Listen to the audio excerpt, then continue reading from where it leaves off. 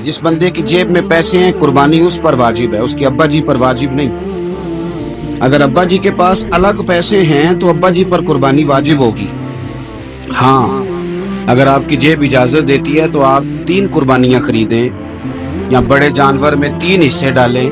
तो अब आप 2 वालदैन की हो गई, 1 आपकी अपनी हो गई, लेकिन जब तक आप पर वाजिब कुर्बानी आप नहीं देते तब तक वालदैन की कुर्बानी देना दुरुस्त नहीं है, क्योंकि ये दीन में वाजिब है। जो नमाज आप पे फर्ज है वो आपने पढ़नी है और जो अब्बा जी पे फर्ज है वो अब्बा जी ने पढ़नी है। इस मसले को भी जरूर ज़हन नशीन करें। उससे अगली बात जो और ज्यादा जरूरी है उसका जरूर ख्याल फरमाएं। हिस्से डाले जाते हैं कुर्बानी के हिस्से, तो 6 हिस्से हो गए, अब 7वां हिस्सा मिल नहीं रहा, तो एक तगड़े से बंदे के पास जाके मालदार से कहा कि चौधरी साहब हिस्सा डाल ले, एक हिस्सा कम है। चौधरी साहब कहने लगे कि मैंने तो पहले भी 4 बकरे लिए हुए हैं, तो चलो अगर तुम कहते हो तो चलो बड़ा गोश्त आ जाएगा, टिक्के ही बना लेंगे, चलो बड़ा गोश्त भी 10 किलो आ जाएगा तो कबाब के लिए रख लेंगे, चलो रख लो हिस्सा।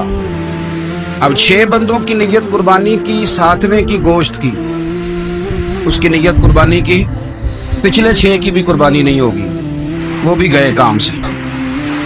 आप इस बात को समझें कि कुर्बानी का मतलब यह है कि खालिस अल्लाह की रज़ा के लिए मखसूस वक्त में मखसूस जानवर ज़िबा करना।